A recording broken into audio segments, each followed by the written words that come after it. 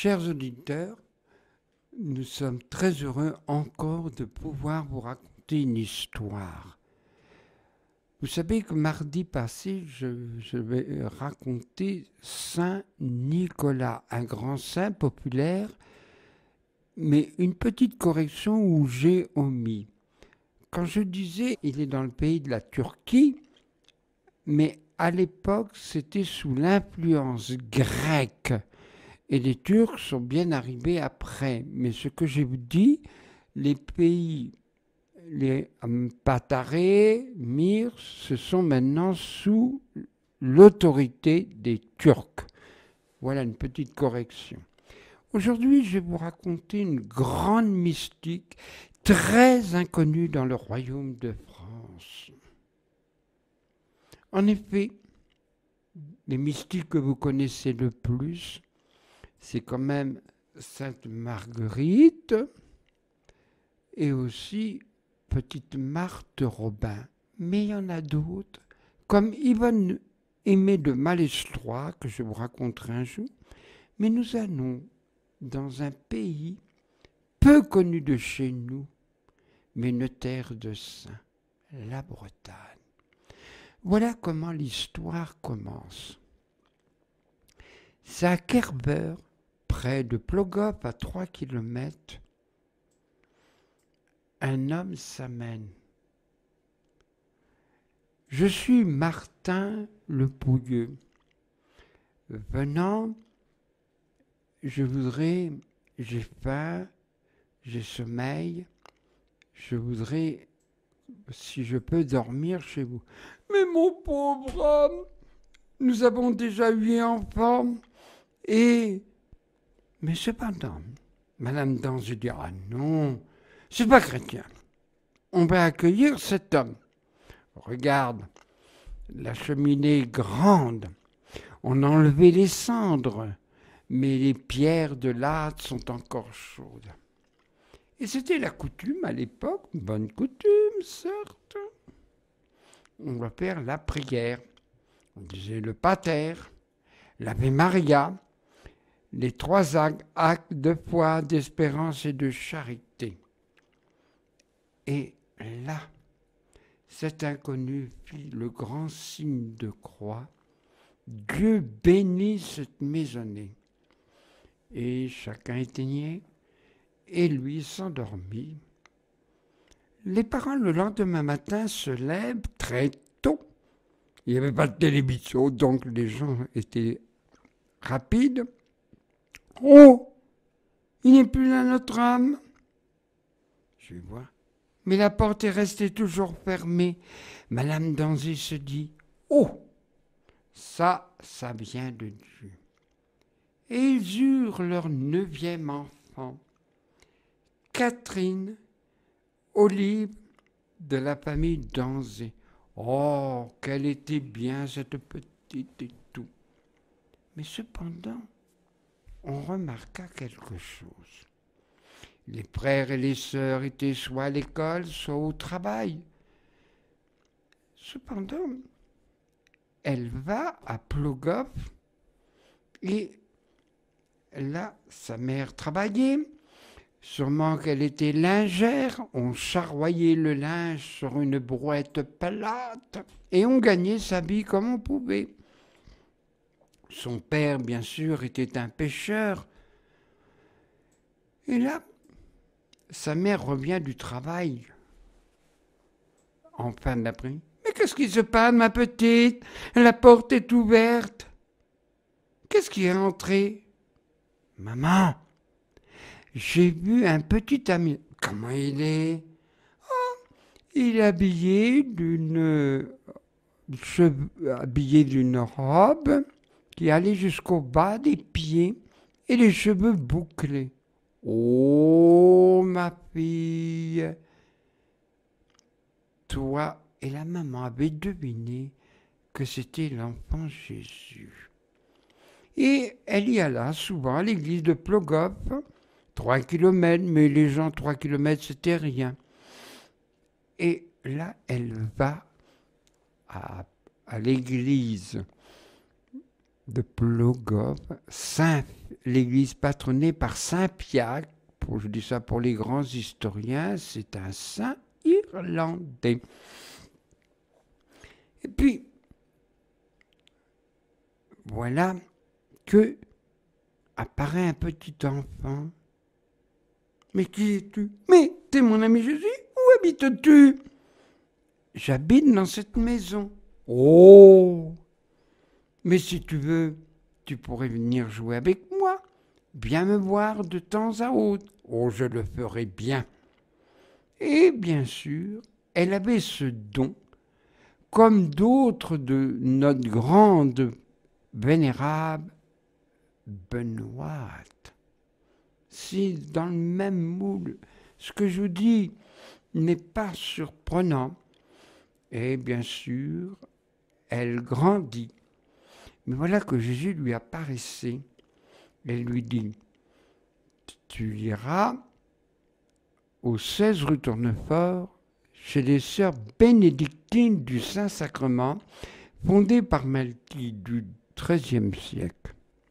Et là, elle vit ce monastère. C'est là que je t'appelle. Bien sûr, elle partit. Mais la maman donna ses économies pour prendre le car qui mène de Plogoff à Quimper et de Quimper pour aller à Paris. C'était entre les deux guerres, vers les années 1927. Et là, en allant au car, elle vit une dame. Tiens, tu vas rendre les économies à ta mère et voilà l'argent. Aussitôt, elle revint à Plogoff. Mais qu'est-ce que tu payes?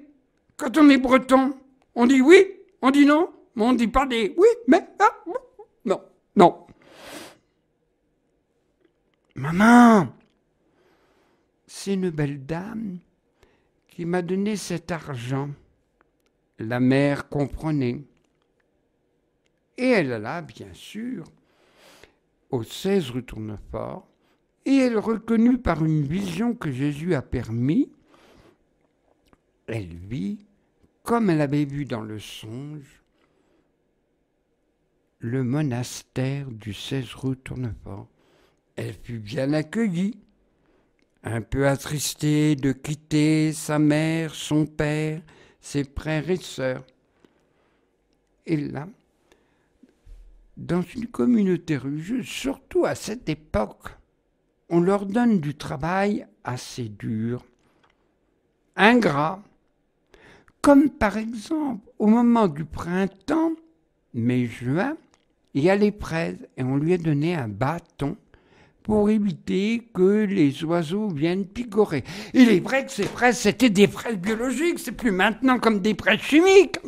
Et aussi une grande gaule de bois pour chasser les oiseaux qui picoraient des bonnes cerises biologiques et naturelles. Et aussi, c'était l'époque, avec un râteau au dos plat, on aplatissait de façon à ce que les gravillons ne dépassent pas l'un sur l'autre. Ça, c'est bien religieux. Bon, c'était une époque. Et là, cependant, cette petite olive vit souvent Jésus et lui a demandé. Les sœurs étaient ruinées, c'est des choses qui arrivent. Elles devaient beaucoup d'argent. Elle dit, il faut vendre la moitié du parc de façon à payer l'État. Et puis, la chose était bien gardée secrète. Sœur Olive va voir, les sœurs lui disent, mes sœurs, il ne faut pas vendre la moitié du parc. Mais comment tu le sais, sœur Olive? Comment? Mais c'est Jésus lui-même qui me l'a dit. Les sœurs crurent à cette petite innocente.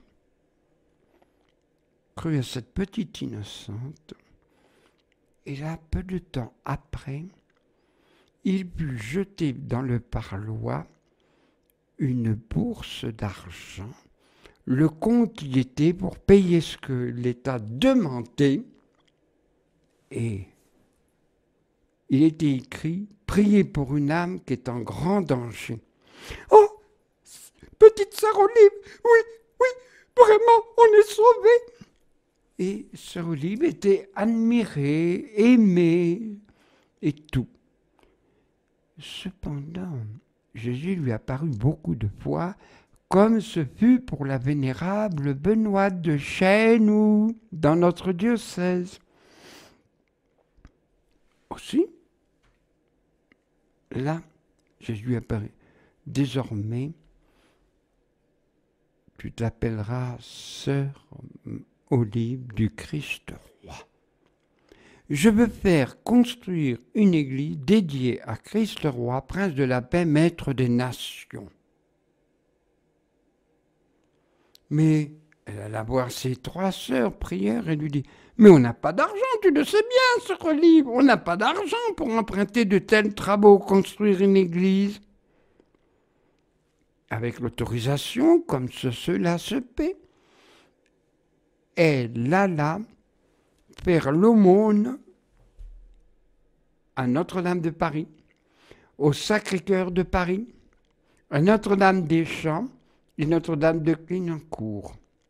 Et là, les gens donnaient des petites sommes, des petites pièces et tout.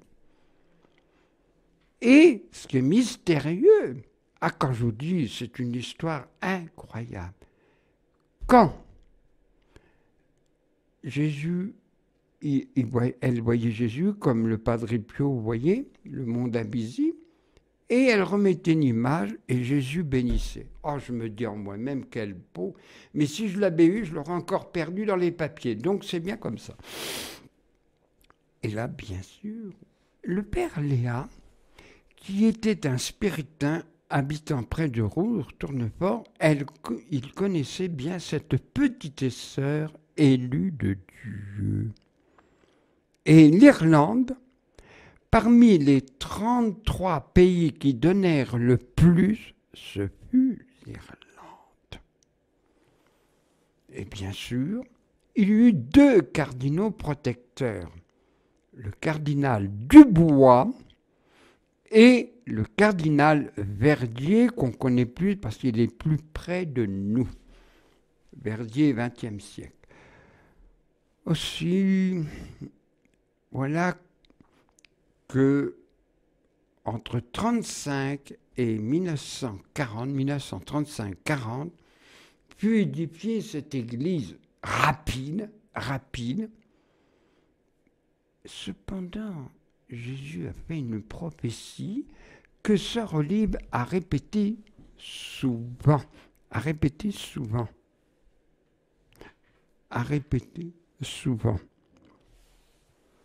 Tant que cette église sera édifiée, Paris ne brûlera pas.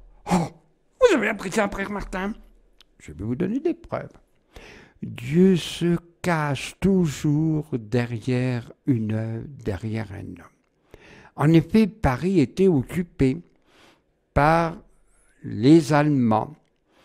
Et il y avait parmi ce chef le commandant Van Solstys, qui était le commandant en chef de la ville de Paris de l'époque occupée. Et à la fin de la guerre, Hitler lui dit « Brûlez Paris !»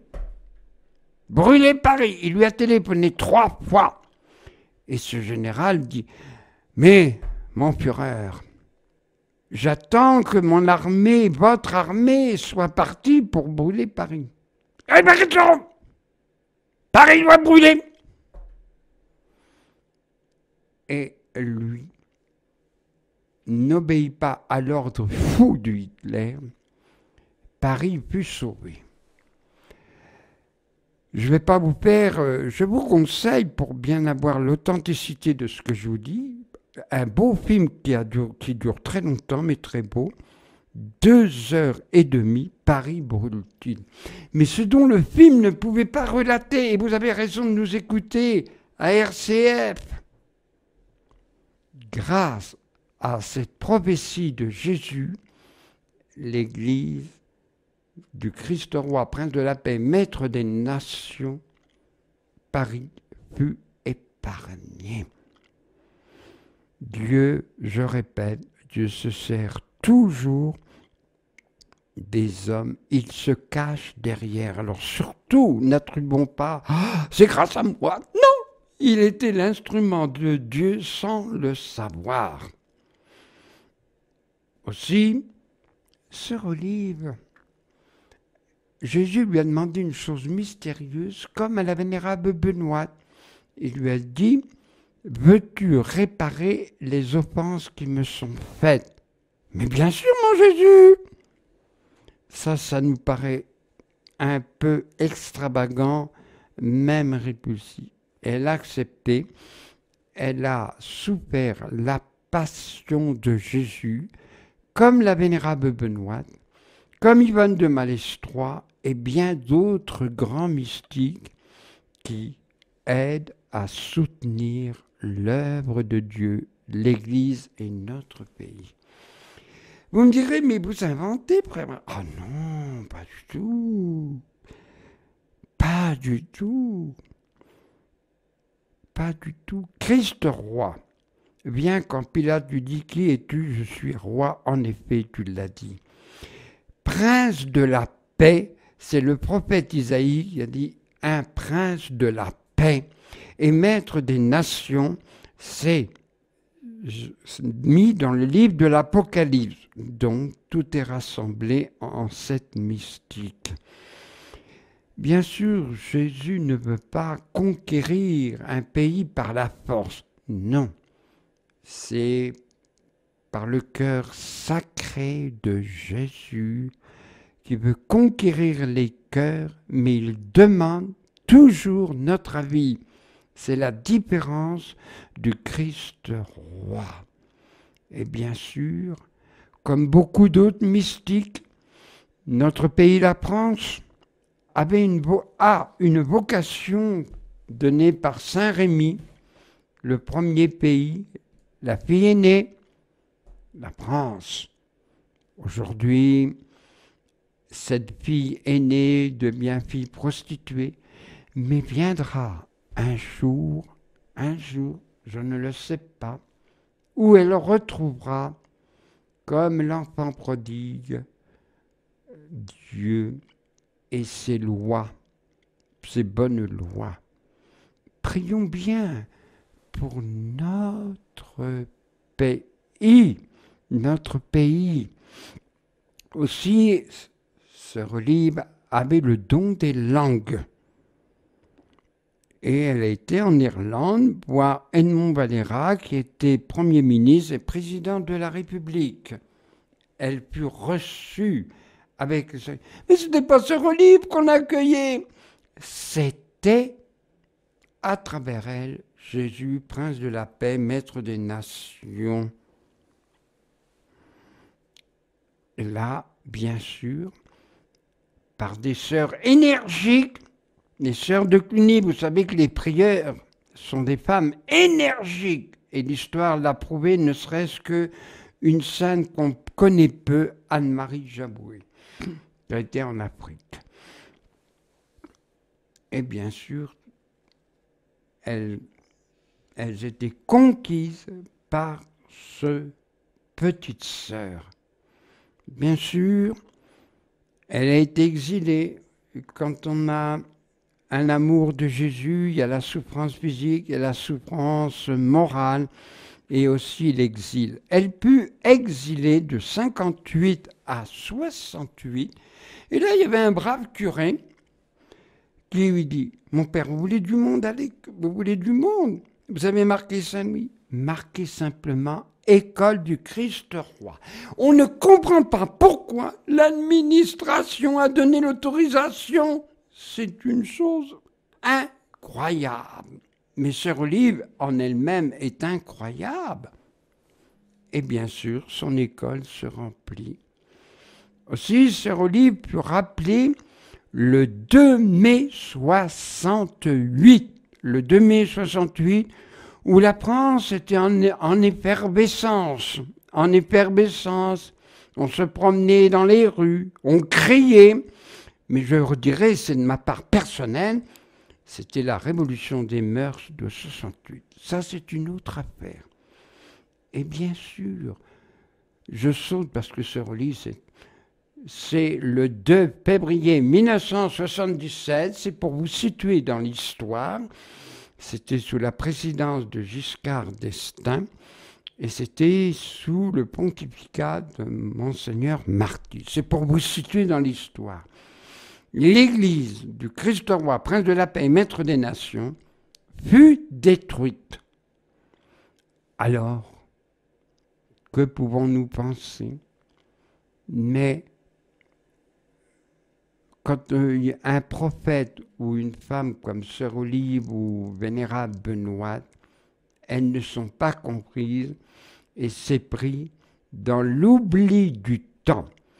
Et ce monastère, bien sûr, les sœurs étaient divisées, comme le démon sait très bien faire. Ça, pour ça, il est très doué pour diviser les uns les autres, les mettre contre les uns contre les autres. Ce monastère s'appelle aujourd'hui l'immeuble du Panthéon au Mont Sainte-Geneviève, dans tout ce quartier de Paris. Vous me direz, oh là là, frère Martin, vous nous donnez... On a du mal à y croire, mais la profondeur chrétienne de la France, je peux vous dire qu'il est passé, qui ont sillonné notre sol, beaucoup de saints. C'est pourquoi je me plais à vous raconter cette mystique Plogoff à la pointe de la Bretagne, Pour y aller, vous passez par Quimper et puis vous êtes à Plogoff.